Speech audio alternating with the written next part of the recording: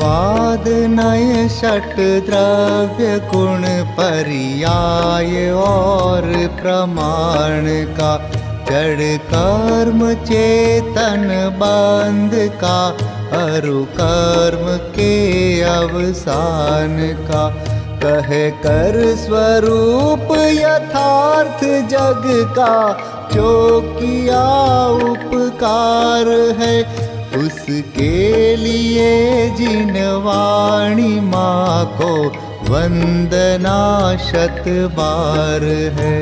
उसके लिए जिन वाणी माँ को वंदना शत बार है, वंदना शत बार है, वंदना शत बार है।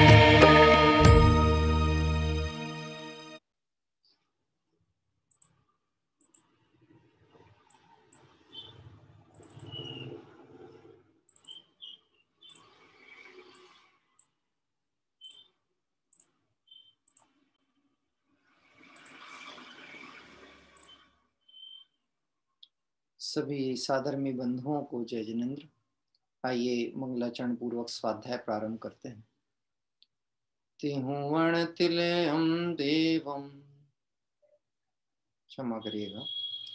नमो अरिहंताणम नमो सिद्धाणम नमो आयरियाणम नमो वज्छायाणम नमो लोए सब साहूणम तेहुवण तिलयम देवम वंदिता तेहुवणिंद परिपूज्यम वोच्छमाणुपेहावो भव्य जनानंद जननीयो त्रिभुवन तिलक सत इंद्र वंदित देव श्री अरहंत को कर नमन कहूँ अनुप्रेक्षाएं भव्य को सुख कर अहो भव्य को सुख कर अहो।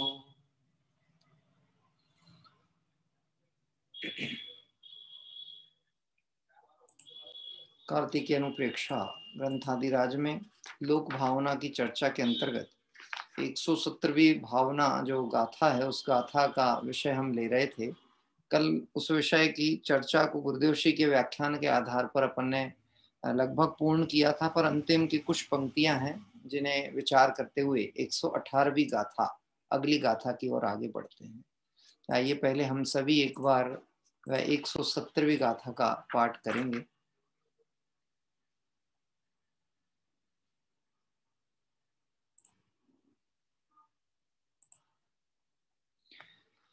परिणाम सहावादो पड़ी समयं परिणमन्ति दवाणी तेषिं परिणामादो लोयस्य विमूढ़ः परिणामम् द्रव्य है परिणमनशील प्रति समय परिणमित हो, इसलिए यह लोक भी परिणामी है यह जानिए, परिणामी है यह जानिए। इस 170वीं गाथा का जो मूल विषय था, द्रव्य परिणाम स्वभावी है, इसलिए प्रति समय परिणमते हैं और उनके परिणमन के कारण लोक को भी परिणामी कहा जाता है। यद्यपि लोक जो विश्व है वह देखा जाए तो यहाँ पे द्रव्य का परिणमन होने पर भी विश्व तो अपनी नित्य स्वभाव को लिए हुए एक रूपता को प्राप्त है और परिणाम द्रव्यों में हो रहा है। इस अपेक्षा द्रव्य को विश्व को लोक को परिणामी भी कहा जाता है। ये चर्चा इस गाथा का मूल ध्येय था। कल एक पैराग्राफ हमने पढ़ा था, प्रश्न यहाँ आया था परिणाम यानी क्या होता है। तो परिणाम अर्थात होता है पर्याय अवस्था। द्रव्य पहले एक अवस्था रूप था, वह अवस्था पलटकर दूसरी नई अवस्था रूप हुई, इसका नाम है परिणाम अर्थात पर्याय। द्रव्य की अवस्थाएं जो बदलती हैं, अवस्था शब्द को ही पर्याय कहते हैं, इसको भी हालत कहते हैं, दशा कहते हैं, ऐसे अनेक पर्यायवाची शब्द होते हैं। तो परिणाम मतलब होता है पर्याय, हालत या अवस्था। लकड़ी नीचे थी ऊपर हुई, वह उसके परिणाम। क्या कह रहे हैं, है ना। जैसे कोई पदार्थ है, कोई वस्तु। अभी इसके आखिरी में एक बात आने वाली है, जो पुद्गल की रचनाएं हैं, जो हमें स्कंद रूप रचनाएं दिख रही हैं और हमें ऐसा लगता है ये लंबे समय से एक जैसी है। जैसे भगवंतों की प्रतिमा दिखती ना जिन मंदिर में, तो हमने 25 साल पहले देखा था वैसी ही आज दिख रही है, जबकि ऐसा नहीं है। उस पुद्गल रूप जो पुद्गल से रचित है, वह पाषाण की या धातु की रचना है, उसमें भी परिवर्तन हुआ है। उसके भी कहना चाहिए जो पुद्गल की वर्गणाएं हैं, जो उसके कहना चाहिए सूक्ष्म कण हैं, वह क्षरण को प्राप्त होते हैं और उसमें एक रूप का अंतर आता है, अंग प्रत्यंगों में अंतर आता है, लेकिन इतना सूक्ष्म होता है कि हमारी पकड़ में नहीं आता, लेकिन ये परिणमन तो होता ही होता है। वस्तु की वर्तमान अवस्था को परिणाम कहते हैं।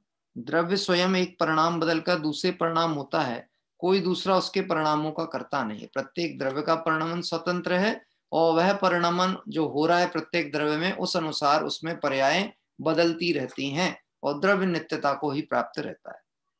द्रव्य सदा एक रूप रहता है और उसकी पर्याय प्रतिक्षण पलटा करती है। मैंने पर की पर्याय को बदला अथवा मेरी पर्याय को दूसरा बदल देगा, ऐसा मानने वाला जीव मिथ्या दृष्टि है। छयों द्रव्यों की प्रति समय गुणों में होने वाले परिणमन को पर्याय कहा है और वह उनके अनुसार स्वयोग्यता से होती है, एक द्रव्य दूसरे द्रव्य का नहीं करता। गजब की बात है। आज तक भोजन करने का विकल्प यदि मेरे मन में उत्पन्न हुआ है तो वह आत्मा का ही विकल्प था, उसका शरीर से कोई संबंध नहीं था। और शरीर के इस हाथ ने यानी इस आहार वर्गणा ने मान लो आहार को उठा करके यदि रखा भी है जीभ में, मुख में, तो आत्मा ने उसको आज तक चखा नहीं। क्यों नहीं चखा? ये परिणाम भले आत्मा करता होगा, क्रिया शरीर से होती होगी, लेकिन दो भिन्न द्रव्य हैं, दोनों का परिणमन स्वतंत्र है। इसलिए एक द्रव्य दूसरे द्रव्य का कुछ भी करता धरता नहीं। द्रव्य सदा एक रूप रहता, उसकी पर्याय प्रतिक्षण पलटा करती है। मैंने परी की पर्याय को बदला, मेरी पर्याय को दूसरा बदल देगा, ऐसा मानने वाला जीव मिथ्या दृष्टि है। पर जीव की दया का भाव होता है, वह पुण्य है। परंतु उस समय कोई ऐसा माने कि मेरे भाव के कारण परजीव को बचा दिया, तो उसे मिथ्यात्व का महापाप ही बनता है। अब जब करुणा के परिणाम में भी कर्तृत्व बुद्धि होने के कारण से मिथ्यात्व का बंध होता है, तो मैं किसी का कुछ बिगाड़ दूंगा या जो हिंसा आदि करके क्रूर परिणामों से धर्म माने या पर का भला बुरा करना माने, उस परिणाम की तो चर्चा क्या कहें, वह तो प्रत्यक्ष मिथ्यात्व है, घोर पाप है, अज्ञानता ही है। यहाँ किस चीज को कहा गया? जगत में जिसको प्रशंसा के रूप में देखा जाता है, जैन आगम में उस कर्तृत्व बुद्धि को मिथ्यात्व नाम का महापाप कहा गया। मैं किसी को बचा सकता हूँ, मैं किसी को जीवन दे सकता हूँ, मैं किसी का भला कर सकता हूँ, ऐसा परिणाम मिथ्यात्व नाम का पाप है। यह परिणाम जीव को तभी होता है जब तक उसे द्रव्य के स्वतंत्र परिणाम पे विश्वास ना हो। क्या कह रहे हैं? हाँ, द्रव्य के स्वतंत्र। देखो, दुखी वही लोग होते हैं जिनको अपने पुत्रों से, परिवारजनों से अपेक्षा है। क्यों अपेक्षा है? कि हमने तकलीफ में भी इनके लिए किया, जब हमारी सामर्थ्य नहीं थी तो अपना पेट काट के भी, पेट काटना ने कहावत, पेट काट करके भी हमने इनको सब सुविधाएं दी, आज ये संपन्न हो गए, हमें नहीं पूछते हैं। यह खेद खिन्नता होए, इससे अच्छा है कि तत्व विचार पूर्वक यह निर्णय करो कि मैंने किसी का कुछ किया नहीं, और यदि किया भी था तो सिर्फ अपना विकल्प किया था, उसका कुछ भी नहीं किया था। उसकी योग्यता थी तो उसको ये सुविधाएं मिलनी थी या कष्ट मिलना था, उसकी योग्यता। हमने सिर्फ अपना विकल्प किया, और उस विकल्प का जो भी परिणाम था उसका दंड मुझे आत्मा को भोगना पड़ा। क्या? इसलिए आगामी अब परिस्थितियां जो भी निर्मित होंगी उसमें धैर्य अंगीकार करें। यह तत्व विचार करके ये जो विश्व की व्यवस्था बताई गई है ना, लोक का स्वरूप दुखी होने के लिए नहीं है। मैं सुख स्वरूपी हूं, इस लोक से मेरा कोई संबंध नहीं है। किसके लिए? बाबू युगल जी साहब ने अपनी जो डाली 12 भावना, उसमें यही बात डाली। देखो, अन्य अन्य विद्वानों ने बातें लिखी हैं, ये लोक कैसा है, कि जैसे बात की थी हमने, भूधर दास जी ने क्या लिखा था, 14 राज उतंगना, मतलब लोक की व्यवस्था बताई। लेकिन युगल जी साहब ने एक दूसरा पक्ष रखा लोक भावना में, हम छोड़ चले यह लोक तभी। क्या? हम जान गए ये लोक ऐसा है, इसका परिणमन ऐसा है, द्रव्य का परिणाम स्वतंत्र है, हमारे इच्छानुसार नहीं होता है, लेकिन फिर भी कमजोरी वसात परिणाम आते हैं। अरे, इस लोक में रह करके जितना भी हम प्रयास करेंगे कि यहाँ सुखी हो, यहाँ सुख है ही नहीं। क्या? और सुख मेरा स्वतंत्र गुण का परिणमन है, वो मुझ में विलसता है। तो मैं उस द्रव्य को, उस गुण को लक्ष्य में लेकर के और अपने द्रव्य को पूर्ण लक्ष्य में लेकर के इस लोक को ही छोड़ता हूं। क्या? दो तरीके होते हैं, या तो समझाने से घर में शांति हो जाए तो फिर घर में शांति का माहौल रहे और प्रेम से रहें, और नहीं समझ में आती है तो फिर समझदार का काम ये होता है कि वह उस माहौल को छोड़ करके निकल जाए। दो बातें होती है ना। समझदारी किसको है? देखो, गाड़ी टकरा गई रोड पे, अब समझदारी किसको कहेंगे? यदि आप में बल है और आप सही हो और आप अपनी बात कह सकते हो तो आप ये कहोगे कि नहीं, मेरी गलती नहीं थी, और सामने वाले ने माफी मांगा, हमने क्षमा किया, मामला खत्म हो गया। और यदि दोनों ना समझ हो तो लड़ते रहें, या फिर उनमें से कोई एक समझदार हो। कौन? यदि वो हम समझदार हैं तो हम यही कह देंगे, भैया हमारी गाड़ी का नुकसान हुआ ना, तुमको तो नहीं लगा ना, ठीक, चलो कोई बात नहीं है, होने वाला था, हुआ है, तुमको नहीं लगा, हमारी गाड़ी का हम सुधरा लेंगे, ठीक, अब देख के चलाएंगे और तुम भी देख के चलाना, हम अपने घर जा रहे, तुम अपने घर जाओ। यह कह करके नुकसान होएगा कि फायदा होगा? हमको ऐसा लगेगा गाड़ी का नुकसान हुआ। अरे, जीव को परिणामों का नुकसान मुख्य रूप से देखना चाहिए। धर्म के नाम पे भी जहां कषाय कलुषता हो, चाहे वो मंदिर क्यों ना हो, वो धर्म नहीं। वीतराग भगवंतों की वाणी सुन करके भी राग देश पनपता हो तो निश्चित समझ लेना वीतरागता की वाणी में कमी नहीं है, उसे लेने वाली पात्रता और योग्यता की कमी है, पात्रता बढ़ानी चाहिए। ऐसे प्रत्येक द्रव्य का परिणमन स्वतंत्र जानकर जब कोई मेरी इच्छा अनुसार परिणमित होता ही नहीं तो इस विश्व से मैं आशा क्यों रखूं। और इसलिए ये बाबूजी की लाइन बहुत सुंदर हमको प्रतीत होती है, हम छोड़ चले यह लोक तभी लोकांत विराजे क्षण में जा। हम ऐसे लोक को ही छोड़ते हैं जिसका परिणमन हमारी इच्छा अनुसार होता ही। देखो, परजीव की दया का भाव हो वो पुण्य, परंतु उस समय कोई ऐसा माने कि मेरे भाव के कारण मैंने परजीव को बचा दिया, उसे मिथ्यात्व के महापाप का बंध होता है। ज्ञानी को शुभ भाव तो आता है परंतु उसे वस्तु स्वरूप का भान है कि मेरे कारण परजीव बचता अथवा मरता नहीं है। शुभ भाव आया इसलिए वहां मिथ्यात्व ही हो जाता है। जहां पर भी पर का कर्तृत्व, भोक्तत्व, एकत्व, ममत्व, ये चार चीजें लागू होंगी वहां मिथ्यात्व होगा। किसका? एकत्व, देखो, कर्तत्व, भोक्तत्व, एकत्व और ममत्व, ये चार चीजें, चार अज्ञान अवस्थाएं जहां भी लागू होंगी पर में, तो वहां मिथ्यात्व पोषण होता ही होता है। ज्ञानी को शुभ भाव आता है परंतु उसे वस्तु स्वरूप का भान है कि मेरे कारण परजीव बचता और मरता नहीं है। शुभ भाव आया इसलिए वहां मिथ्यात्व ही हो जाता है, ऐसा नहीं। अब सुनना, शुभ भाव आया इसलिए मिथ्यात्व होता है ऐसा नहीं। शुभ भाव को मिथ्यात्व नहीं कहा, शुभ भाव को धर्म मानना जिन मत में मिथ्यात्व कहा। क्या कह रहे हैं बाबू? अपने डॉक्टर साहब ने पूजन में डाली ना जयमाला में, है ना, जिन मत में मिथ्यात्व कहा। किसको मिथ्यात्व कहा? ये जो पुण्य है ना, इस पुण्य को धर्म मानना जिन मत में मिथ्यात्व। क्या पुण्य को पाप नहीं कहा गया, पुण्य को पुण्य कहा गया है, पाप को पाप कहा गया है, लेकिन पुण्य को धर्म मानना ये मिथ्यात्व नाम का पाप है।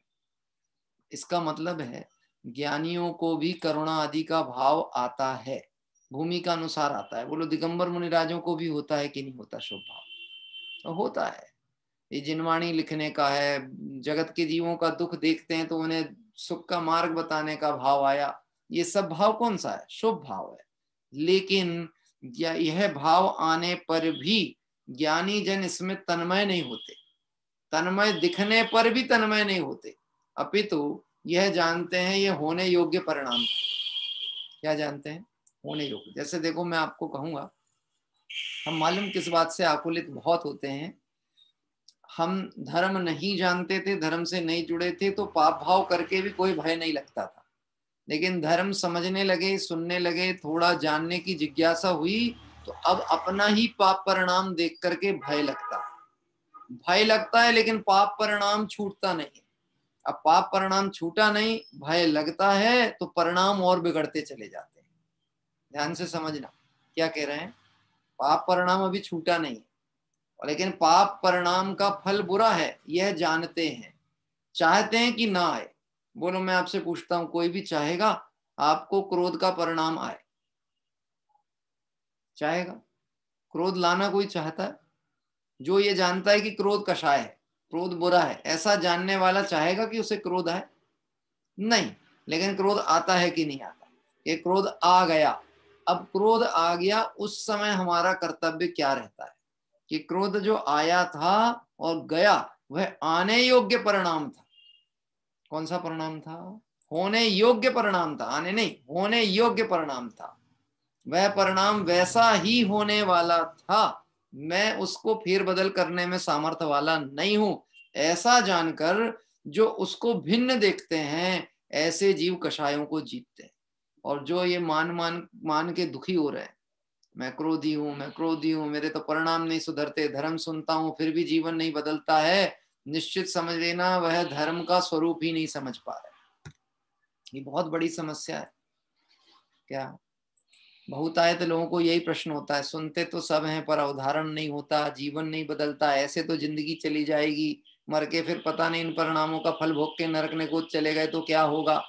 प्रेरणा दी जाएगी तब भी ऐसे ही कहा जाएगा, भैया परिणामों की संभाल करो, अशुभ से बचो, बुद्धि पूर्वक शुभ में लगो, लेकिन वहीं पे मत अटके रहो। शुद्ध भाव की दृष्टि करो, ये सब प्रेरणा दी जाएगी।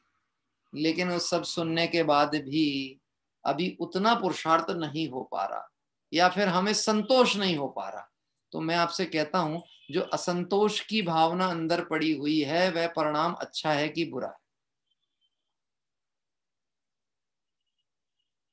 ये बात बहुत सावधानी से समझने की जरूरत है। क्या अच्छे परिणाम को लाने का भाव करना भी मिथ्यात्व है? क्या कह रहे हैं? द्रव्य का परिणमन स्वतंत्र है, जो जब जैसा होने वाला है ऐसा जानना धर्म है, और अच्छा परिणाम लाने का भाव भी मिथ्यात्व है, क्योंकि वहां भी कर्ता बुद्धि पड़ी हुई। मैं ऐसा ऐसा करूंगा कि मेरे परिणाम अच्छे अच्छे हों। अब मैं आपसे प्रश्न पूछता हूं, अच्छा परिणाम मतलब संसार की भाषा में अच्छा मतलब शुभ भाव। शुभ भाव होवे अशुभ ना होवे, ये अच्छी बात है कि नहीं? अशुभ ना हो शुभ हो, ये अच्छी है कि नहीं? कि हाँ साहब अच्छी है, कितनी अच्छी है? अब ये शुभ भाव होगा जिसको हम रखना चाहते हैं, लाना चाहते हैं, इस शुभ भाव का फल क्या होने वाला है? कि इन शुभ भावों का फल स्वर्ग आदि भी यदि हो गया तो भी संसार ही है। गजब की बात है। श्रद्धान एक बार सम्यक हो जाए, मुझे लगता है हम इतना सुनते हैं, विचार करते हैं, पर हमसे लाख दर्जा श्रद्धान की दृढ़ता को मजबूत और शुद्ध करने का बल अंजन चोर में था। अंजन चोर में, यानी इतना दृढ़ श्रद्धान, ये बात सही है, यह बात प्रामाणिक है, यह बात गलत नहीं है, उस बात की प्रामाणिकता पे शंका नहीं की। यहाँ आचार्य देव सैकड़ों बार जिनवाणी में कह चुके कि तू कषाय रहित है, मोह राग देश परिणाम आत्मा में नहीं है। अपने सुबह समयसार कलश में वही चर्चा चल रही है, आत्मा तो त्रैकालिक शुद्ध ज्ञायक स्वभावी आत्मा, उसमें मोह राग देश परिणाम नहीं। लेकिन फिर भी प्रति समय शल्य क्या पड़ी रहती है? परिणाम संभालना है, परिणाम संभालना है, परिणाम संभालना है। परिणाम संभालना है कि परिणामों के कर्ता बनना है? अंतर समझना। परिणाम संभालना है, यह विकल्प से परिणाम नहीं संभलने वाले। होने योग्य को जानना, जो जैसा परिणाम है उसको जानना, और जानने का जो पुरुषार्थ है वह धर्म है। और ऐसे स्वतंत्र परिणमन को जो श्रद्धान में स्वीकार करते हैं वह धर्मी है। स्वच्छंदी होने की कहीं कहीं कोई चांस नहीं, कोई घबराना नहीं। ऐसे तो लोग फिर परिणामों पे विचार नहीं करेंगे। मैं आपसे कहता हूं आप कर लो कितना ही परिणामों पे विचार। अगर आपके परिणाम अच्छे बुरे आप कर सकते हो तो करके दिखाओ। बोलो वीतरागी भगवंतों को देखते देखते विषय का परिणाम करके दिखाओ। नग्न दिगंबर मुनि मुद्रा है, उसको देख करके विषय का परिणाम है ना, आपका परिणाम बिगड़ जाए। कभी स्वप्न में भी ऐसा होता होगा आपको? हाँ, स्वप्न में भी कि नग्न मुद्रा को देख के कुछ थोड़ा सा अशोभनीय प्रतीत हो, अरे ये कैसे हैं, कभी हमने ध्यान ही नहीं दिया, अन्यमति क्या सोचते होंगे। क्या कह रहे हैं? बात ख्याल में आ रहा है? अपने को क्यों नहीं लगता, ऐसा क्यों प्रतीत नहीं होता? वो देखने पर भी हमारे परिणामों में विकृति क्यों नहीं आती वीतरागी भगवंतों को देखने पर? तो अभी आप बताओ, मंदिर जाकर के भगवंत को देखा, विकृति नहीं आई, और कोई दूसरा संयोग साधन किसी से नहीं पटती थी, उसको देखा और विकार आ गया, ठीक है, तो ये निश्चित समझ लेना कि वह परिणाम आने वाला ही था, और वो उसी जगह पे आने वाला था। लेकिन पुरुषार्थ ये कहलाएगा कि उस परिणाम के हम ज्ञाता रहें, उसके कर्ता नहीं हो। इस कारण मंदिर जाना ना छोड़ दें, इस कारण उन लोगों से दुश्मनी ना बना ले जिनको देख के परिणाम बिगड़ता है। क्या कह रहे हैं? बात ख्याल में आ रही? ये स्वतंत्र परिणमन समझने से निर्भरता आएगी। नहीं तो अभी हमारे ऊपर बहुत ज्यादा बोझ है दिमाग पे। किस बात का? सुनते तो सब हैं, समझते तो सब हैं, होता तो कुछ भी नहीं है, 1% चेंजेस नहीं दिख रहा है। मैं कहता हूं आपको 1% चेंज चाहिए कि पूरा का पूरा सुरक्षित बना बनाया आपका ज्ञायक तत्व चाहिए? सुनार वाली चोटें चाहिए है कि लोहार वाली एक चोट में काम होना चाहिए? क्या चाहते हो आप?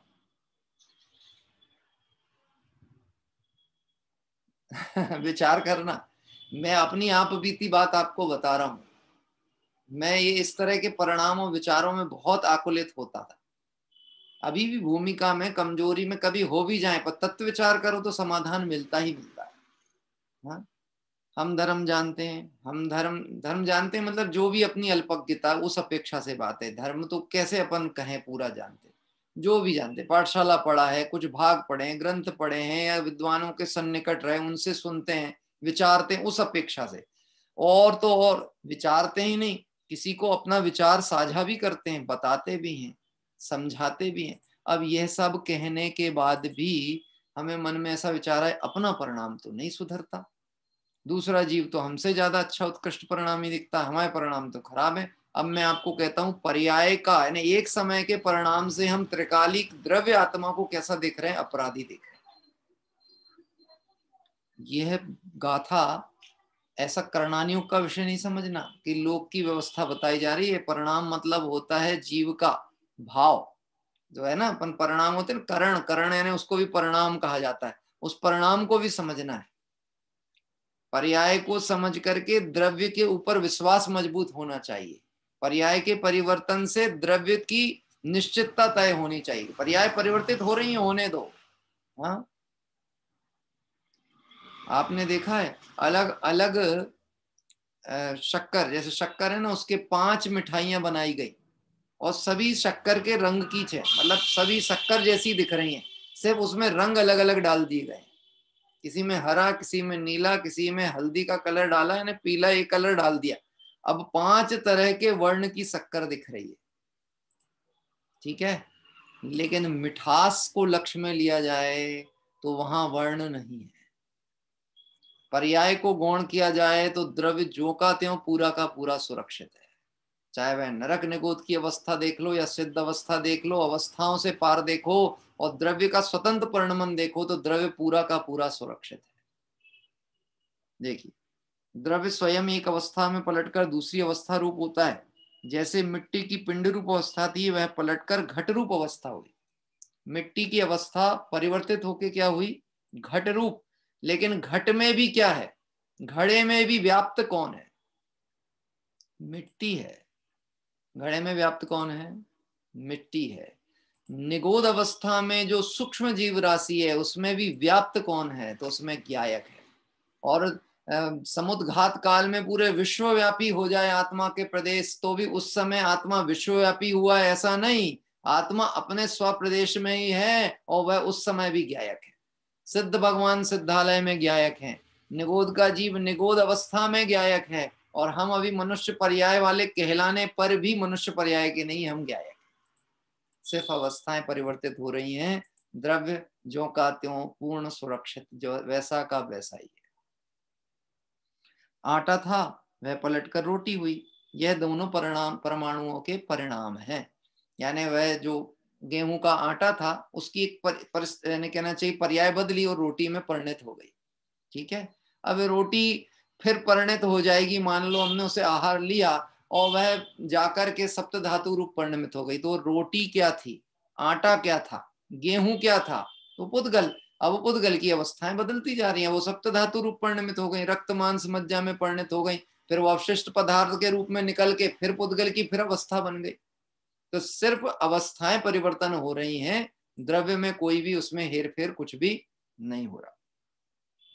कोई कुमार घड़े का करता नहीं है और बाई महिला रोटी की करता नहीं। कर्ता कर्म सिद्धांत सुबह भी चालू हुआ है और अभी भी ये बात बीच बीच में आ रही है। रोटी, बाई रोटी नहीं बनाती है। मैं आपसे प्रश्न पूछता हूँ, है ना, हमारे रमेश जी साहब है और वनमाला जी बैठे, मैं आपसे पूछता हूँ, आज घर का भोजन किसने बनाया है, रमेश जी ने कि वनमाला जी ने? हाँ, वो पहले वनमाला जी ने ऐसा हाथ उठाया, हमने नहीं बनाया, हमने नहीं बनाया, हमने नहीं बनाया। रमेश जी ने तो उठाया नहीं कि मैंने नहीं बनाया, क्योंकि उन्होंने नहीं बनाया। लेकिन जिसने बनाया कहने में आता है, वो कह रहा मैंने भी नहीं बनाया। क्या कह रहे हैं? वो तो इसलिए नहीं हाथ उठाए क्योंकि उन्होंने सच्ची में नहीं बनाया होगा, पर जिनने बनाया है उसको भी क्या स्वीकार करना है, मैंने नहीं बनाया। क्या कह रहे हैं? उस समय उसका वैसा परिणमन होना ही था।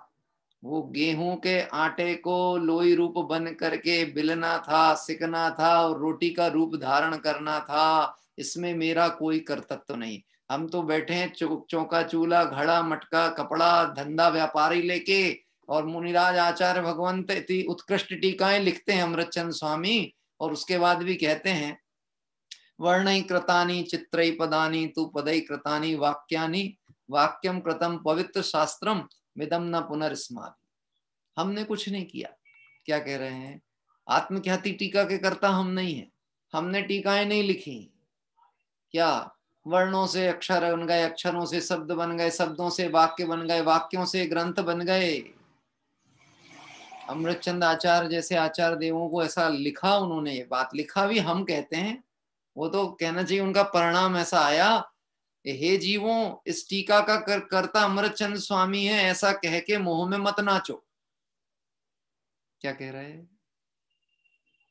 मोह में मत नाचो। हे भगवंत, आपकी कृपा है, आपकी कृपा है, आपकी कृपा है, आपकी कृपा है, किसी की किसी पे कृपा नहीं है, भगवान कह रहे हैं।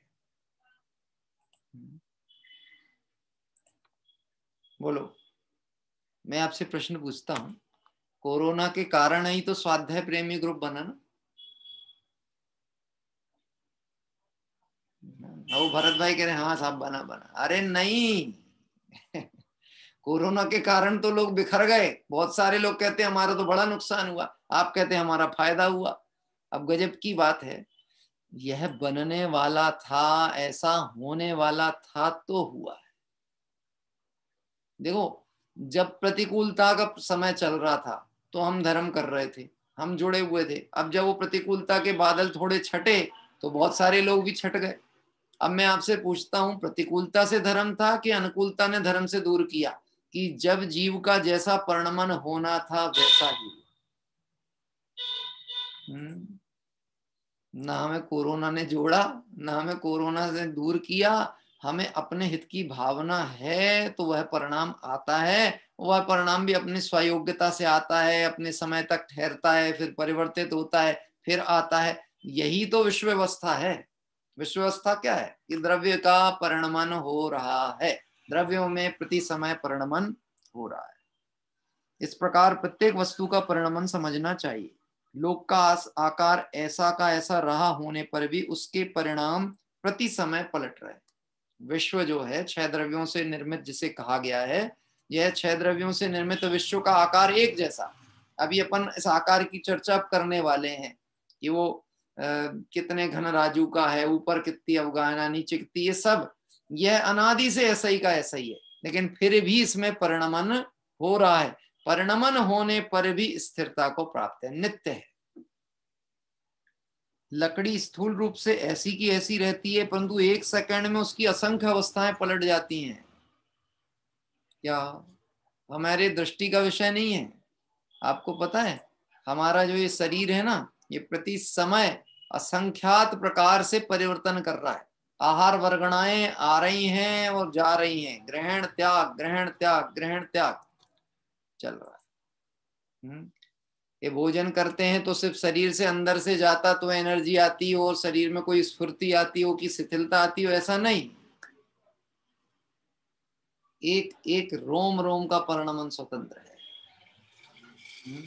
ये लाइन तो बोलना बहुत अच्छी लगती है, सुनने में भी बहुत अच्छी लगती। कौन सी है? सब द्रव्य स्वतंत्र जगत में कोई ना किसी का काम करे, अपनी अपनी सहज गुफा में सभी द्रव्य विश्राम करें, अपने से अनजान। मेन बात तो यहाँ है कि सब है, सब स्वतंत्र परिणमन है, सब कुछ, लेकिन अपने से अनजान तुझे भगवान बताते देव। यहाँ क्या कह रहे हैं गुरुदेव श्री ने इस बात को कहा, 100 इंद्रियों की हाजिरी में जिनेन्द्र देव तुझे देव कह करके संबोधते हैं, तुझे भगवान कह के संबोधते हैं। यानी प्रमाणित लोगों के सामने तेरी बात कही गई, फिर भी उसके बाद भी शंका किसके ऊपर पड़ी रहती है? अपने पे शंका है, भगवान पे शंका है। शंकाग्रस्त आदमी दुर्घटनाग्रस्त ही होता है। मेन रोड पे खड़े होकर के कभी भी रास्ता सोचना मत। यानी ट्रैफिक जा रहा है, वो बीच में जाके खड़े हो गए और अब ये सोच रहे मैं इधर जाऊं कि उधर जाऊं, बड़ी मुश्किल में है, मैं किधर जाऊं, कि अब तुमको जाने का मौका ही नहीं मिलने वाला। हाँ, कि वो तो यहीं तैयार कर लेना, रास्ता पार करने के पहले तय कर लेना दिशा सही है कि नहीं, पार कर रहे हैं तो देख लेना, समझ लेना, बीच में जाके रुकना नहीं। हाँ, अब आप समझना, हम नरक निगोद से निकले थे तो लक्ष्य लेके ही निकले, तब तो यहां तक आए हैं। अगर लक्ष्य नहीं होता तो यहां तक भी नहीं आते। अब यहां आके शंका नहीं करना, कहा ये उत्कृष्ट मनुष्य पर्याय को प्राप्त किया, सच्चे देव शास्त्र गुरु का सानिध्य मिल गया, अब शंका का कोई स्थान नहीं। गुरु कुदेव आदि की तो चर्चा ही नहीं की जा रही यहाँ पर। अब तो द्रव्य के स्वतंत्र परिणमन में कोई शंका नहीं करना। मैं आपसे पूछता हूं, यदि अभी हमारे मान लो यही मान लो कि अभी हमारे 1000 भाव बाकी हो संसार अवस्था के, है ना, और किसी के, जो अपने ग्रुप में कोई बैठा हो, किसी के 10 भाव बाकी हो, है ना, मेरे 1000 बाकी हो और आपके 10 बाकी हो, तो बोलो ज्यादा महान कौन?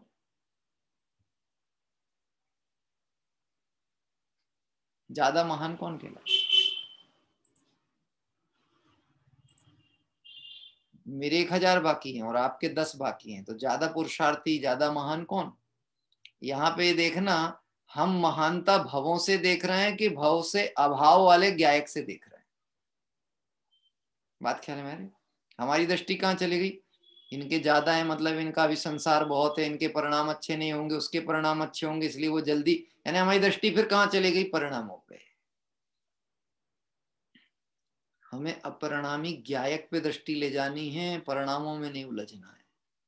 अनादि काल का जो चक्र है वो परिणामों पे दृष्टि, पर्याय दृष्टि के कारण से चलता है। एक सेकंड में उसकी असंख्य अवस्थाएं पलट जाती हैं। 6 द्रव्यों की पर्याय पलटने पर भी लोक का आकार नित्य एक रूप है।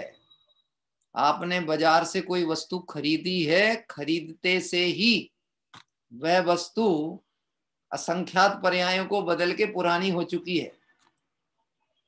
हमको ऐसा लगता है अभी तो नई नई गाड़ी आई है, नई नई है ही नहीं गाड़ी, गाड़ी नई है ही नहीं। हाँ, अभी आप समझना, ये जो मनुष्य पर्याय है ना, इस मनुष्य पर्याय में अभी ये शरीर, इस शरीर की एक आयु बताई गई कि 40 वर्ष आयु हो गई है, कोई की 60 हो गई होगी। वास्तव में ये वर्षों की अपेक्षा से देखें तो ये हो गई है, लेकिन परिवर्तन की अपेक्षा से देखें तो इसमें असंख्य परिवर्तन हो चुके हैं।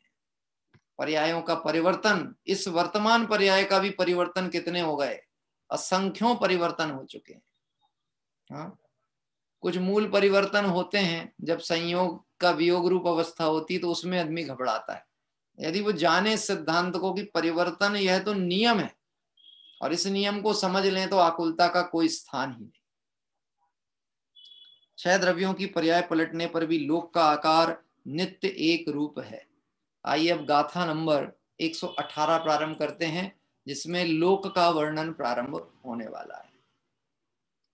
अब लोक का विस्तार कहते हैं।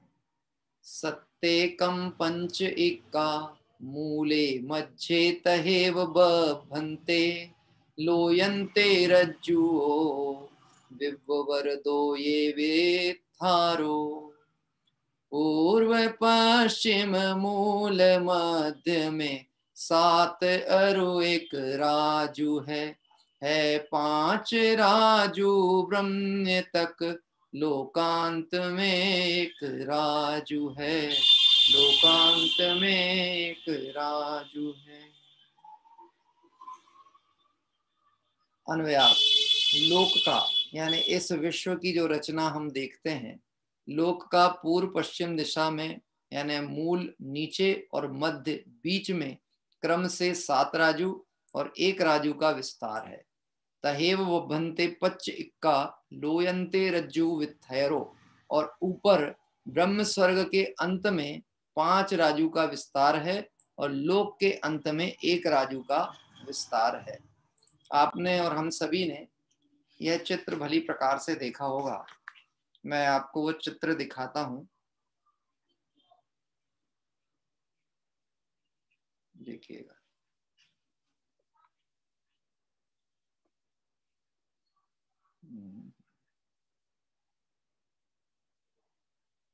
एक्चुअली इस ग्रंथ का पीडीएफ मुझे मिल नहीं पाया था, इसलिए मैं आपको उपलब्ध व्यवस्थाओं के माध्यम से ही दिखा देता हूं, तो बहुत आसानी से वो चीज आपको क्लियर हो जाएगी।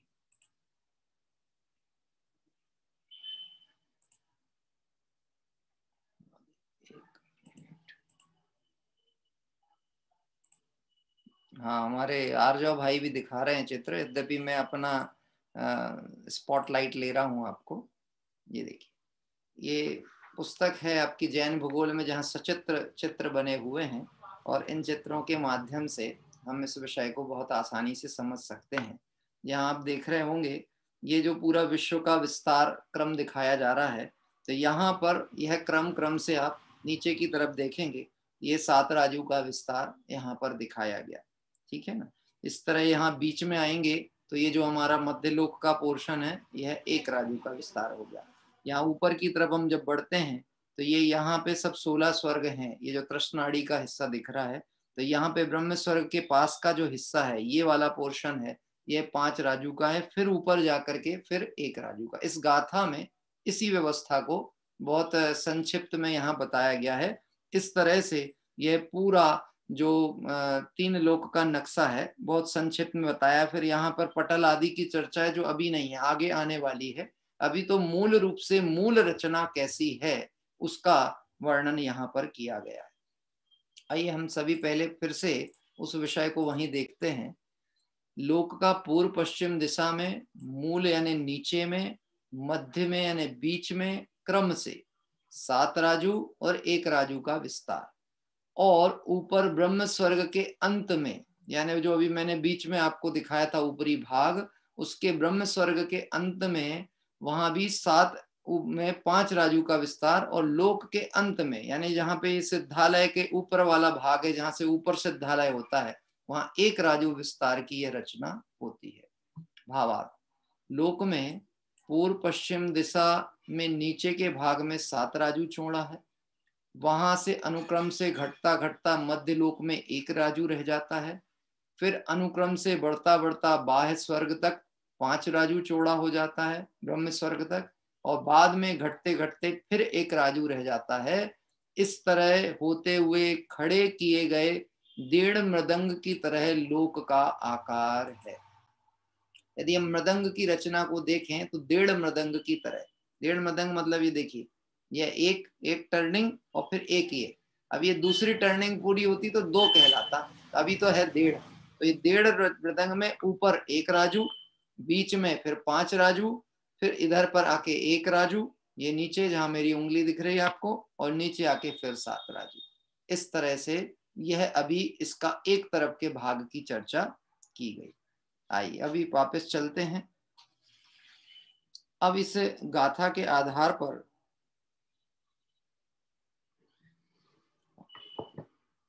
जो प्रवचन है उसकी सामान्य व्याख्या समझें। यद्यपि ये सब चीजें बहुत सामान्य हैं, आप सभी के ज्ञान का विषय होगी, लेकिन चूंकि इधर अभ्यास में आई है इसलिए अपन उसके क्रम से पढ़ रहे हैं।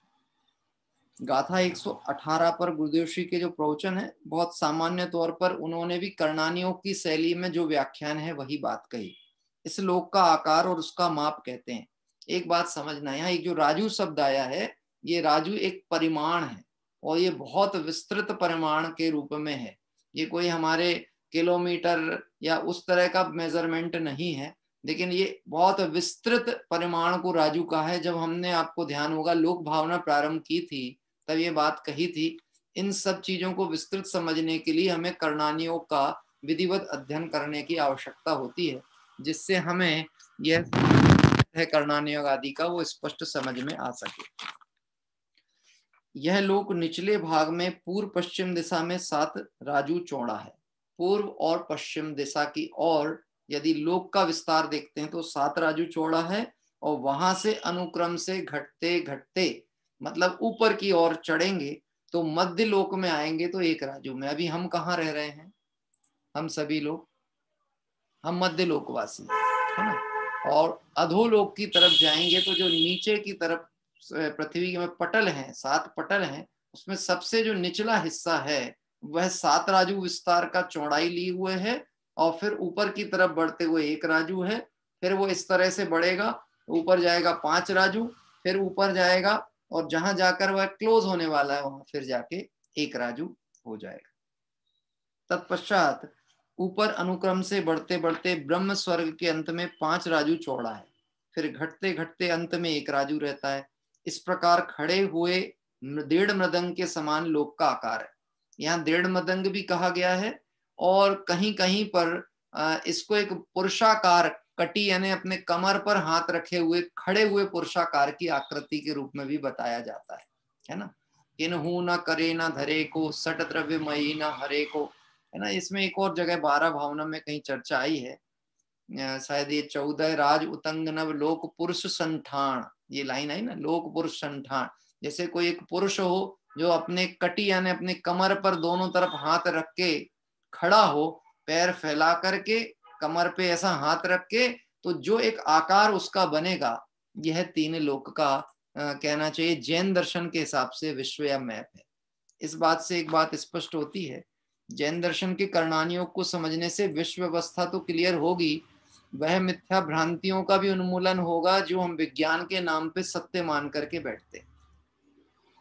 क्या अभी भी विज्ञान इस धरती को यानी इस विश्व को जो कहेगा ना, वो कहेगा ये जो विश्व है ये गोल गेंद की तरह है, ऐसा बताया जाता है।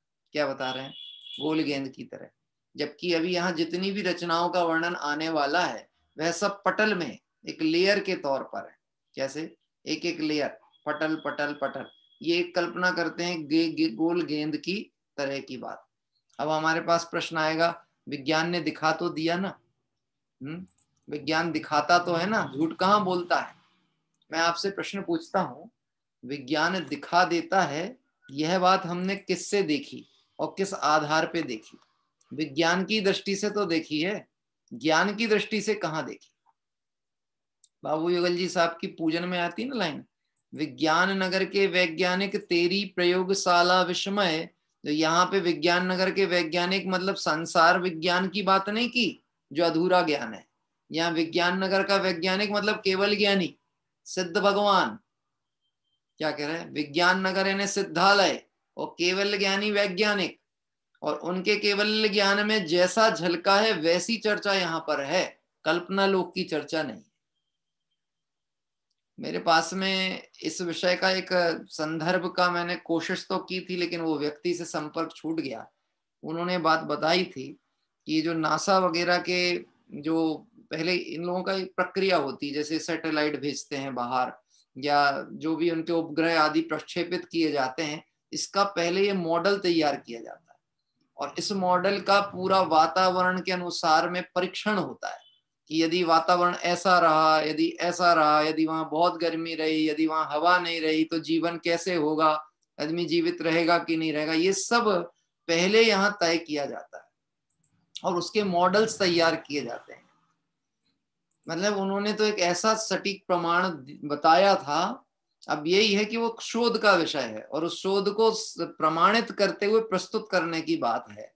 लेकिन यहाँ पे बड़ी महत्वपूर्ण बात ये होती है, लोग कहते हैं समय किसके पास है इतनी गहराई में जाने के लिए। हाँ, उन्होंने तो ये बताया था कि जो नील आर्मस्ट्रांग और एडविन हिलेरी, जिसको हमने बचपन से स्कूल में पढ़ा कि चंद्रमा पे पहली बार जिनने कदम रखा था, बोले वह चंद्रमा तक गए नहीं थे, वो नासा का जो उनका वो था ना, पूरा कहना चाहिए एक स्टूडियो, वो पूरा स्टूडियो के ग्राफ्स थे पूरे। क्या कह रहे हैं? अब बात आप प्रैक्टिकली सोचना, मतलब विज्ञान की तरफ से सोचना तो भी सिद्ध हो जाएगी। आपने देखा कभी जब ये उपग्रह प्रक्षेपित होते हैं तो उपग्रह प्रक्षेपित होते होते स्वयमेव ये उड़ते तो ऐसे हैं और होते होते ऐसे हो जाते हैं। ठीक है, देखा अपन, ऐसे ऐसे ऐसे होते हुए ऐसे हो जाते हैं।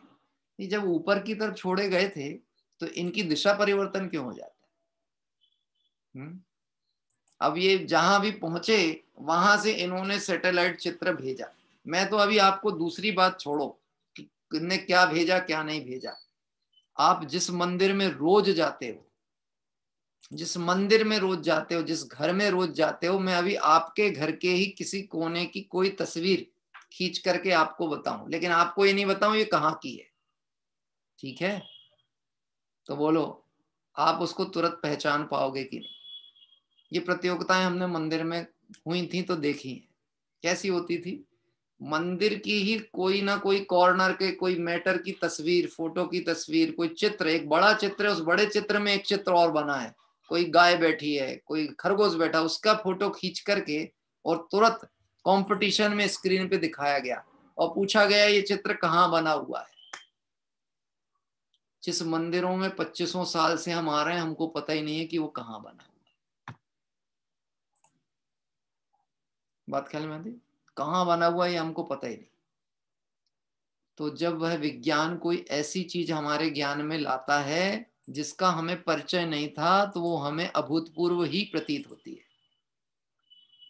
क्या कह रहे हैं? अभूतपूर्व ही प्रतीत होगी। आज जो भी तकनीक दिख रही है हमको, हमको ये तकनीक एडवांस दिख रही है कि नहीं दिख रही? जैसे मैं आपसे कहता हूं आज मोबाइल है, तो मोबाइल एडवांस तकनीक है कि नहीं? है ना? पर जब टेलीफोन आया था तो टेलीफोन भी एडवांस था कि नहीं था? भाई पत्र व्यवहार की तुलना में जो पोस्टिंग होती थी उसकी तुलना में टेलीफोन जो आए थे वो एडवांस थे कि नहीं थे? मुझे तो ऐसा याद है, आज से 25-30 साल पहले की बात, 25 साल तो कम से कम हो गए होंगे। पहले इतने बड़े बड़े मोबाइल आते थे, भारी भारी मोबाइल, और एक एक कॉल करने का 10-10, 15, 20-20, 25 रुपए लगता था। किसी के हाथ में उतना बड़ा मोबाइल भी ना, जो कहना चाहिए कॉर्डलेस जैसा दिख जाए, तो अपने को ऐसा लगता था बहुत पता नहीं कौन से दूसरे ग्रह का नागरिक आ गया, उसको देख के ऐसा लगता था। और आज देखो, बर्तन वाली बाई के पास एंड्रॉइड मोबाइल है। क्या कह रहे हैं? बर्तन वाली बाई के पास, काम करने रिक्शा चालकों के, सबके पास। अब बताओ एडवांसनेस कहाँ गई? और ये अपडेट हो रही कि नहीं हो रही? अपडेट मतलब ये परिवर्तनशील है कि नहीं है? हम जिसे एडवांस मान रहे हैं, ज्ञान से ज्यादा एडवांस कुछ होता ही नहीं। जगत को विज्ञान की महिमा आती है और ज्ञानी को अपने ज्ञान की ऐसी महिमा आती है, क्योंकि उस ज्ञान के आगे इन सब की कोई कीमत नहीं। तो देखो यहाँ कह रहे हैं, देखो मैंने ये बात इसलिए छेड़ी है कि लोक का स्वरूप जानते जानते हमको ये जानना बहुत आवश्यक है। जो दृष्टिकोण विज्ञान ने हमारे दिमाग में रख रखा है, हमको उस दृष्टिकोण को आगम से देखना पड़ेगा कि वो सम्यक है कि नहीं। नहीं तो विश्व रचना के प्रति यदि शंका होगी, त्रुटि होगी, तो विश्व के परिणमन में भी त्रुटि हमारे अंदर बैठी रहेगी। क्या विश्व का परिणमन कैसा होता है, यह भी हम विज्ञान की दृष्टि से देखेंगे तो आगम से बिल्कुल विपरीत ही जाने वाला है। और ये आप प्रत्यक्ष देख रहे हो। क्या मैं आपसे एक बात कहता हूं, वेंटिलेटर पे किसी को रख दो तो उसके श्वास चालू हो जाती ना? वेंटिलेटर पे रखने से श्वास चालू हो जाती है, चलती रहती है कि नहीं होती? क्योंकि हमारे को लगता तो है इतना एडवांस टेक्नोलॉजी आ गई, अब तो ऐसा हो गया, अब तो समझ लो लोगों की जीवन बढ़ने लगा। लोग ऐसी तर्क करते हैं, आजकल लोगों का जीवन बढ़ गया है, मेडिकल फैसिलिटी बढ़ जाने से अब आयु लंबी होने लगी। मुझे यही समझ में नहीं आ रहा, आयु लंबी हो रही कि घट रही है? हाँ, पहले के लोगों को डेंटिस्ट की जरूरत नहीं थी, हेयर स्टाइलिस्ट की जरूरत नहीं थी, कुछ जरूरत नहीं थी। अब तो हर चौराहे चौराहे पे ये चीजें मिल रही। बताओ, हमारी हमारी बुआ दादी थी ना, वो कोयला से दांत मांज के 90 साल 80 साल की उम्र तक एक दांत नहीं हिला कभी उनका, जिंदगी कोयला से मांजती थी। चूल्हा का कोयला उठा के, सिगड़ी का कोयला उठा के, और उसी से दांत साफ करती थी। और कभी ना कोई पायरिया हुआ, ना कभी दांत का दर्द, ना दांत की तकलीफ है। और यहाँ तो सुरक्षा चक्रों से धो धो के परेशान हो जाए तो भी कुछ नहीं हो रहा। बताओ, विज्ञान ज्यादा महिमावंत है कि सिद्धांत? ये भगवंतों का मार्ग है, इस पे श्रद्धान आना चाहिए। अभ्यास से वह श्रद्धान दृढ़ होता है। क्या कह रहे हैं? अभ्यास से श्रद्धान दृढ़ होता है। जिनवाणी का अभ्यास जितना जितना, कोई भी विषय, कोई भी अनुयोग निरर्थक नहीं है। बस हमारी दृष्टि ये होनी चाहिए कि उसमें से निकालना क्या है। यदि हम वीतरागता पे लक्ष्य करके निकालेंगे तो लोक भावना कोई संसार परिभ्रमण या संसार का चित्र नहीं दिखा रहा, वह संसार की विचित्रता का परिचय करा रहा है कि संसार का रूप रंग आकार ऐसा होने पर भी मेरे से मिलता जुलता नहीं, मैं इससे भिन्न हूं। बात ख्याल में आती है?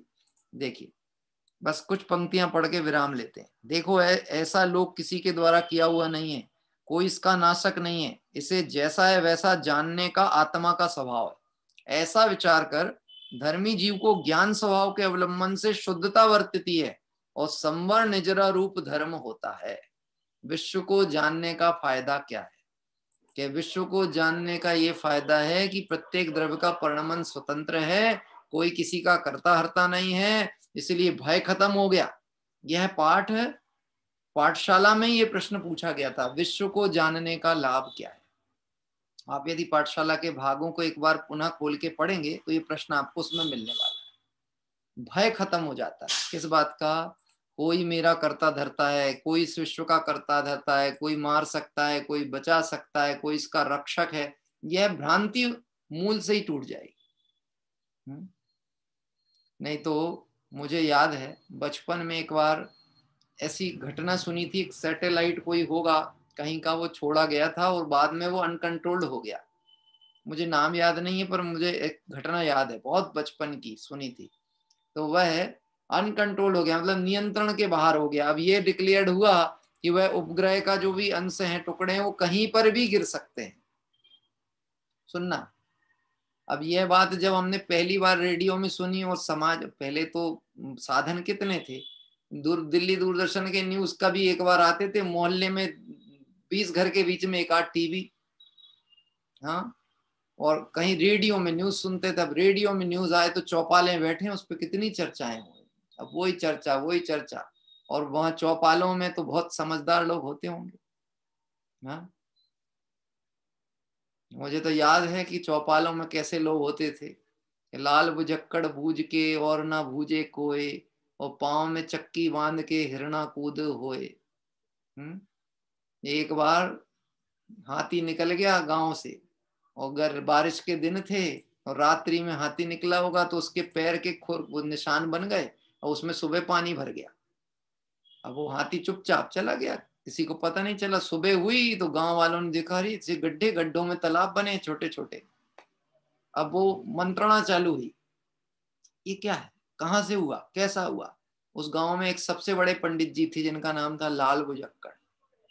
तो उनने अपना ज्ञान दिया कि क्या, कि लाल बुझक्कड़ बूझ के और ना बूझे कोई, और किसी की बुद्धि इतनी अच्छी नहीं चलेगी इतनी बुझक्कड़ जी की चलेगी। तो उनने बताए, रात में हिरण आया था और पैर में चक्की बांध के कूदा था। अब आप सोचो, हमारे ज्ञान से वो बात तुरंत नकारते हैं, हिरण जैसा जीव और चक्की बांध के कूदे और वो इधर पे निशान बन जाए, तो हमारे ज्ञान निर्णय करे। वो उपग्रह की जब खबर आई तो मैं अपनी बात बताता हूं कि भय किस बात का, मेरी छत पे तो नहीं गिर जाएगा, मेरी छत पे तो नहीं गिर जाएगा, हमारे घर पे तो नहीं गिर जाएगा। गजब भैया, वो कहाँ छूटा कहाँ गया भगवान जाने। और ये भय हमारे अंदर नहीं, बहुत लोगों के अंदर भय रहा होगा। ये तो तत्व विचार की दिशा मिल जाए तो फिर वह भय छूट सकता है। क्या कह रहे हैं? भय छूट सकता है।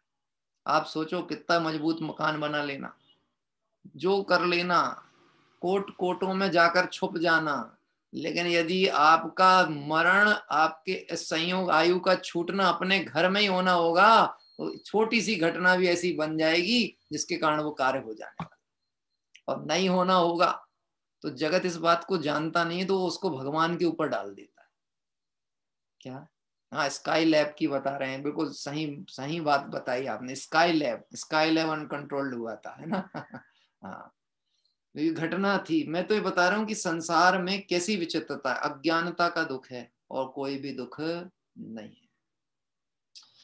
ऐसे आत्मा का स्वभाव ज्ञान है, ज्ञान में समस्त लोक अलोक को जानने की सामर्थ्य है। जैसा लोक का स्वरूप है वैसा ही जाने, तब ज्ञान यथार्थ कहलाता है। यहाँ तो सर्वज्ञ ने जैसा लोक देखा उसका वर्णन है। ये जो लोक भावना चल रही किसके अनुसार? सर्वज्ञ के ज्ञान के अनुसार। उसके विपरीत मानने वाले जीव को ज्ञान स्वभाव का भान नहीं है। सम्यक दृष्टि जीव स्वभाव के भान पूर्वक लोक के स्वरूप का विचार करते हैं और विचार करके तय करते हैं यह लोक हमारे रहने का स्थान नहीं है। निज लोक हमारा वासा हो, शोकांत बने फिर हमको क्या। हम छोड़ चले यह लोक तभी, लोकांत विराजे क्षण में जा, निज लोक हमारा वासा हो, शोकांत बने फिर हमको। हम ये लोक भावना क्यों पढ़ रहे हैं? क्योंकि अब हमको इस लोक को छोड़ना है। तो एक बार पूरा समझ लें प्रॉपरली कि कितना है, कहाँ है, निकलने का रास्ता क्या है, फंसने के चांस कहाँ हैं, ये विधिवत ज्ञान में आ जाए और लक्ष्य मंजिल पे होगा तो निश्चित हम मंजिल को पा लेंगे।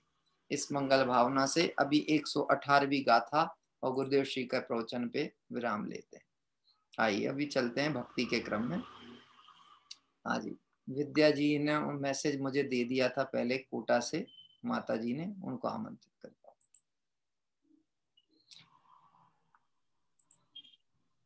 कल प्रातः का समय परिवर्तन है, आपको सूचित किया है, पर पुनः पुनः बता रहा हूं मैं, कल 8:45 से पूजन है, कल की 8:45 से 9:30, है ना, क्योंकि कल कुछ कार्यक्रम है। अभी आगामी दिवसों में कुछ इस तरह की श्रृंखलाएं हैं जहां पे सहभागिता के कारण थोड़ा थोड़ा परिवर्तन करना पड़ेगा। आपकी आवाज नहीं आ रही है। जय जिनेन। हाँ जी, अभी आने लगी। आ गए ना? आ रही जी। वीतरागी देव तुम्हारे, जैसा जग में देव कहाँ।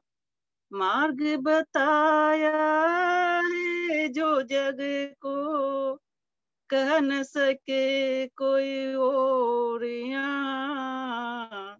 वीतरागी देव तुम्हारे, जैसा जग में देव कहाँ।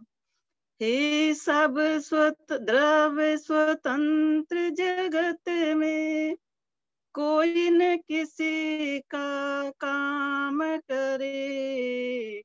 अपने अपने स्वचतुष्ट में, सभी द्रव्य विश्राम करे। अपने अपने सहज गुफा में, रहते हैं पर से मौनिया। वीतरागी देव तुम्हारे, जैसा जग में देव कहाँ। भाव शुभाशुभ का भी करता, बनता जो दीवाना है। गायक भाव शुभाशुभ से भी भिन्न उसने जाना है।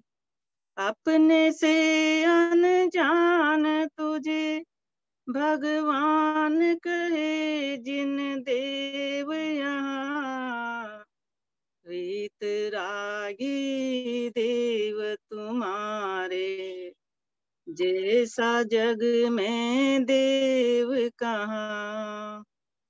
पूर्ण भाव भी पर आश्रित है, उसमें धर्म नहीं होता। ज्ञान भाव में निज परिणति से, बंधन कर्म नहीं होता। निज आश्रय से ही मुक्ति है, कहते हैं जिन देव यहाँ। वीतरागी देव तुम्हारे, जैसा जग में देव कहाँ। मार्ग बताया है जो जग को, कह न सके कोई और यहाँ।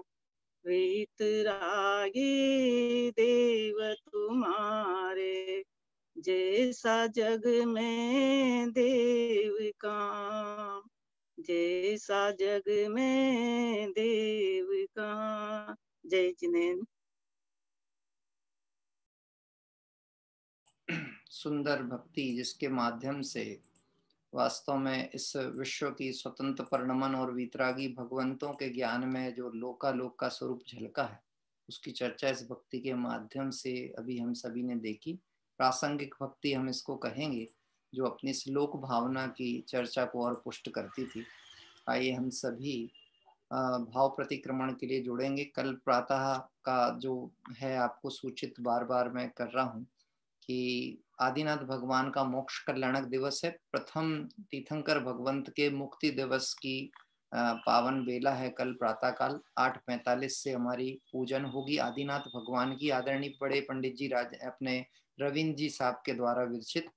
और चूंकि छिंदवाड़ा में आदिनाथ जिन मंदिर है उसका वार्षिकोत्सव का भी तिथि ये पड़ी है, इसलिए हम कल आपको आदिनाथ जिनालय, पार्श्वनाथ जिनालय, छिंदवाड़ा के जिन मंदिरों का पुनः एक बार दर्शन कराएंगे और साथ ही साथ में कल हम पूजन का लाभ भी प्राप्त करेंगे।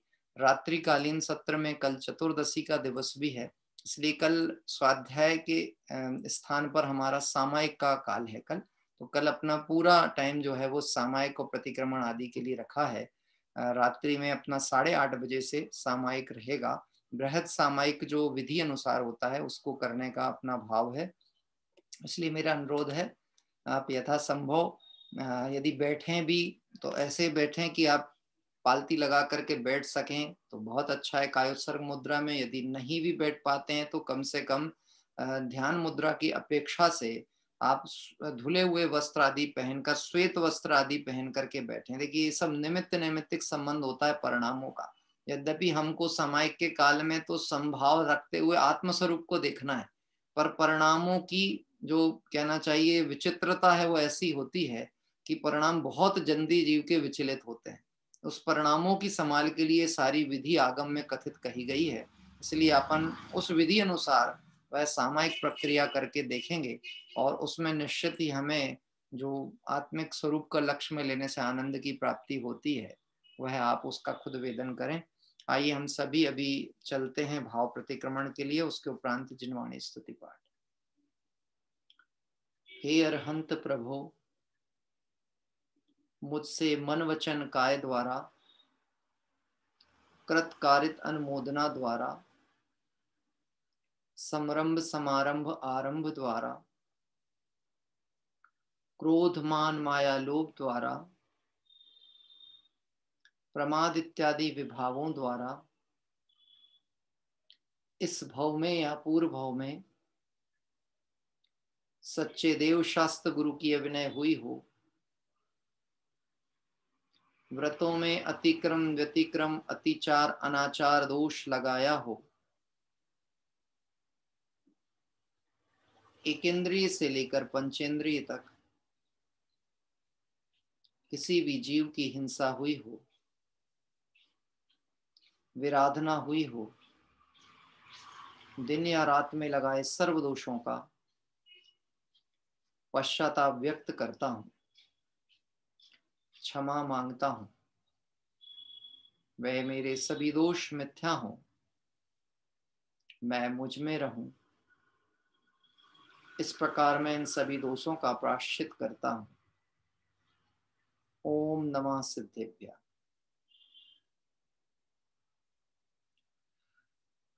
और ये जिनवाणी स्तुति का पाठ करते हुए अपनी स्वाध्याय सभा को विराम देना चाहेंगे। हाँ जी, जिनवाणी स्तुति का पाठ किसी को करने का भाव हो तो अपना हाथ हमें करे संकेत करेंगे तो हम उन्हें आमंत्रित कर सकते हैं।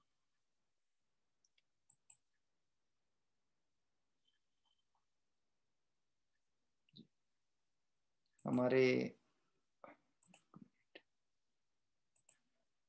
वनमाला जी ले लीजिए आप।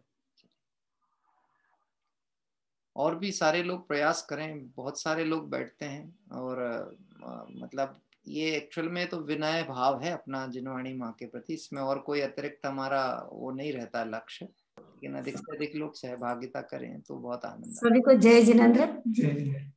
तीर्थंकर प्रभु की दिव्य धनी जिनवाणी माँ शत शत वंदन। तीर्थंकर प्रभु की दिव्य धनी जिनवाणी माँ शत शत वंदन। हे द्वादशांग अमृतवाणी मैं तो जग का सारा क्रंदन।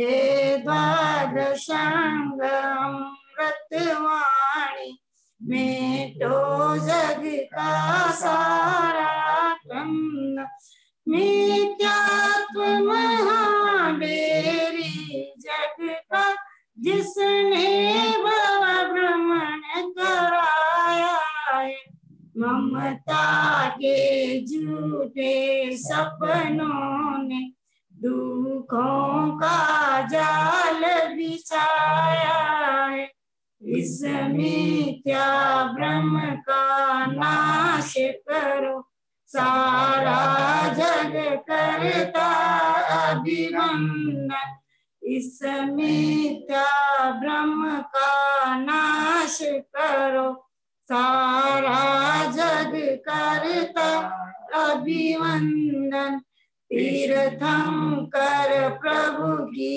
दिव्य धनी जिनवाणी मां सत सत वंदन हे द्वादशांग अमृतवाणी मेटो जग का सारा क्रम विषयों की भीषण ज्वाला ने दुनिया के प्राणी झुलस रहे अपने को कभी न पहचाना माया के जाल में उलझ रहे अब शरण तुम्हारी आए मेटो हम सबका भवबंधन अब शरण तुम्हारी आए मेटो हम सबका भवबंधन तीर्थंकर प्रभु की दिव्य धनी जिनवाणी मां सत सत वंदन हे द्वादशांग अमृतवाणी मेटो जग का सारा क्रम बोले द्वादशांग में जिनवाणी माता की जय जय जय जय। बहुत सुंदर जिनवाणी स्तुति अभी हमारे आदरणीय श्री रमेश जी साहब वनमाला जी के द्वारा ली गई। बहुत सुंदर लय भी थी और जिनवाणी के स्तुति के भाव भी बड़े सुंदर थे। मैंने स्वयं प्रथम बार ये जिनवाणी स्तुति का श्रवण किया। ये अन्य अन्य लोग जब इस तरह से पाठ लेते हैं, भक्ति लेते हैं, स्तुति आदि करते हैं तो निश्चित ही एक नया रस हमें देखने को भी मिलता है और बहुत भावमय जिनवाणी स्तुति थी। मेरा अनुरोध है आप मुझे व्यक्तिगत तो अवश्य पोस्ट कर ही दीजिएगा, व्हाट्सएप के माध्यम से भेज दीजिएगा। आइए हम सभी 3 बार ओमकार मंत्र का स्मरण करते हुए और माँ जिनवाणी को हृदय से अभिवादन वंदन करते हुए सभा को विराम देंगे। नमो अरिहंताणं नमो सिद्धाणं नमो आयरियाणं नमो वज्रायाणं नमो लोये सवसाहूढं नमो अरिहंताणं नमो सिद्धाणं नमो आयरियाणं नमो वज्रायाणं नमो लोये सवसाहूढं नमो अरिहंताणं नमो सिद्धाणं नमो आयरियाणं नमो वज्रायाणं नमो लोये सवसाहूढं। जबले द्वादशांग में जिनवाणी माता की जय हो। देव शास्त्र गुरु भगवान की जय हो। अनंत अनंत सिद्ध परमेष्टि भगवंतों की जय हो। वीतरागी जैन शासन की जय हो। कल 8:40 के आसपास लगभग 2-4-5 मिनट आगे पीछे भी होगा तो आप देख लीजिएगा। 8:40 8:45 से हम सभी कल प्रातःकाल आदिनाथ भगवान का मोक्ष कल्याणक महोत्सव मनाएंगे और साथ ही आदिनाथ भगवान की पूजन वीतरागी भगवंतों के दर्शन के साथ करेंगे। मंगलमय आराधना हम सभी की सफल हो, इस पवित्र भावना से विराम। सभी को जय जय।